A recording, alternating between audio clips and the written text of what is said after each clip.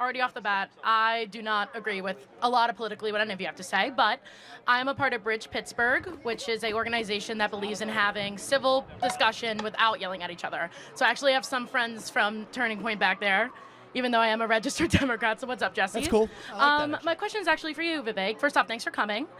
Second, as a person of color, and as someone of Indian descent, does it offend you whenever there's comments made about Kamala and some racial insensitivities on that? Does that offend you in any way or hurt you, or does that drive you to still try to be representative of your party, even when those comments are made by your party? Give me a specific comment. Okay, well, for example, the recent thing that was, if Kamala got elected, the White House would smell like curry. Does that offend you in any way, or is that just like drive for you to? For the record, Trump did not say No, that. Donald Trump did not say that. But it was still implied as there's a presidential election needs to be made. I'm a pretty thick-skinned guy. I can tell the difference between somebody who has an earnest joke and the person who actually happens to say that. I happen to know doesn't have ill will towards Indian people. But if you're going to joke, my only rule is you better apply it 360 degrees. Okay, you can't apply it selectively. Here's actually my view on this: is a lot of Indian Americans across the country actually have been somewhat disappointed for a long time about Kamala Harris's willingness to engage with and listen to a lot of the concerns even of the Indian American community. I'll tell you what one of them is relating to merit. Merit in getting into college, merit in getting into jobs without regard to your skin color or your discrimination. I think most people want that better life for their kids.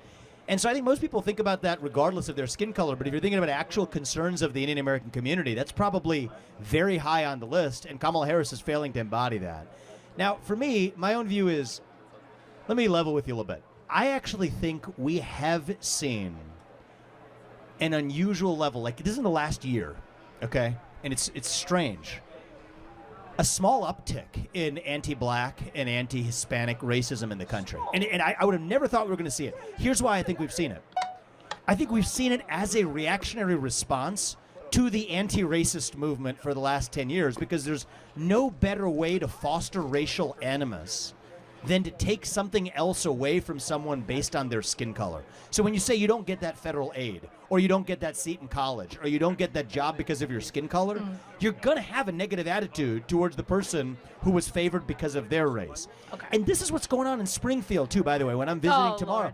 Lord. No, in a certain sense, if you're going to put 20,000 people who are not going to be able to integrate into a community, into that community, I sympathize with people who are suffering as a consequence of that.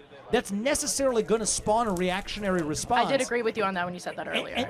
But then you can't blame the reactionary response and say they're responsible for the division. I think it's a lot of those policies that create